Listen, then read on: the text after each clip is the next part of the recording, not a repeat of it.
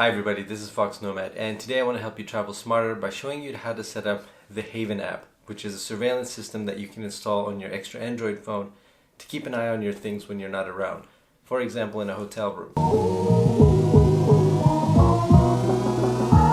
The Haven app was created by the Guardian Project and the Freedom of the Press Foundation, which Edward Snowden is the president of. You may have heard this, it just came out about a month and a half ago. So I wanted to set it up and show you how it might be able to help you when you travel, especially when you're leaving your items around in a hotel room that doesn't have a safe. So when your valuables are alone, the Haven app can't maybe prevent a theft, but it can let you know who might have tampered with your things or if people are fishing around in the room, for example, when you're not around.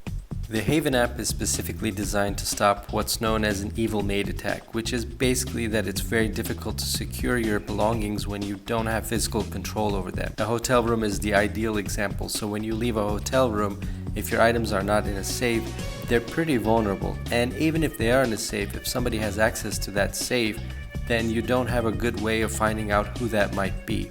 What the Haven app does is it turns your phone, an extra Android phone, into a complete surveillance system. So it has the microphone and the camera, and it detects motion and movement, and it will text you if there's any kind of movement or motion when you're not around. There are two ways to set up the Haven app. One is using Wi-Fi only, and the other one is to get a completely separate SIM card for the phone. Now this setup is just using an extra SIM card.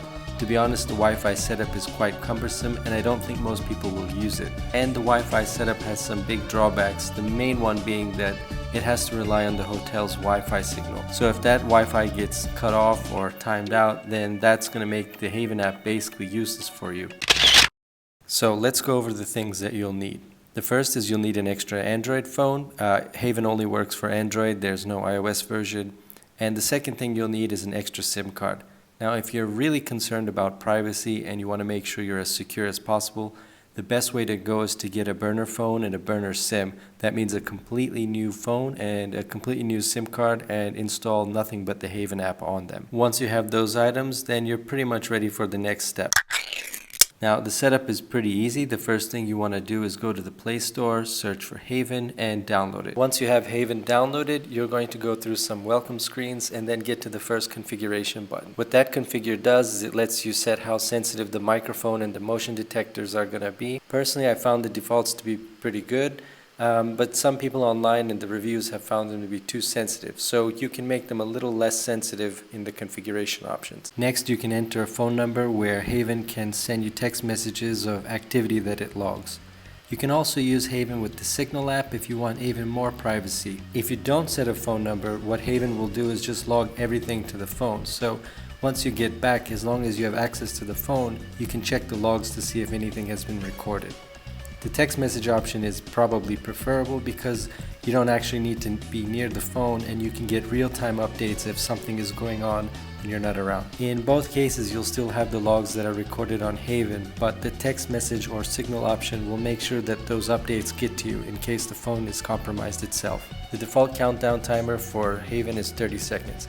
Once Haven is active, it's going to begin detecting any sounds or motion that it can use using the phone's sensors. Any motion is then going to be logged to the phone as well as sent to you via text or using the Signal app if you want even more privacy. Now, there are some things that you really have to keep in mind. First of all, that you have enough battery power to last all the time that you're away. So if you're going to be away for a long period of time, you may need to put your phone on an external battery. Once you're back, you can go through the logs to see if Haven picked up anything or didn't. And you can also check if you might need to configure the app to be a little bit less sensitive in case there are a lot of false positives. So you've got to keep Haven with a grain of salt. You first of all need to trust the Android phone that you're using, that it's not been hacked, that it's not been compromised. The most secure way to go about this is to get a separate burner phone that the phone is only used for Haven. So that way you know that it's completely clean, there's no additional software on there running that you don't know about or any shady apps that you might have downloaded. So that's the first thing. The second thing is that you've got to trust the Haven app. You have to trust the Haven app because you're giving it access to your camera, to your microphone, to your photo library. So the Haven app has a lot of access on your phone. And in the wrong hands, or if the Haven app itself is hacked, it can actually act as a surveillance device against you.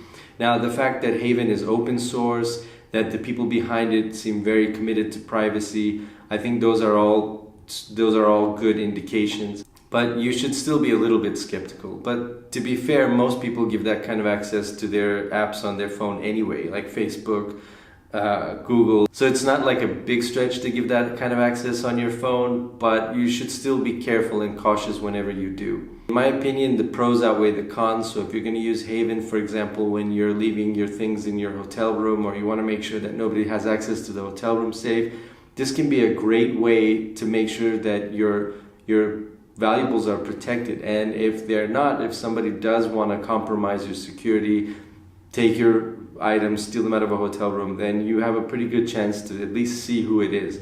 There are two ways to set up the Haven app. I didn't go over the first one, which is through wireless only. It's cumbersome to say the least. So I'll leave instructions on how to do that in the description below. And let me know what you think of the Haven app while you're down there. Leave a comment if you liked this video or thought it was useful. A like would be really much appreciated. And if you really like this video, please subscribe to the channel. I'll have new videos for you every week. Thank you very much for watching, and I will see you in the next video.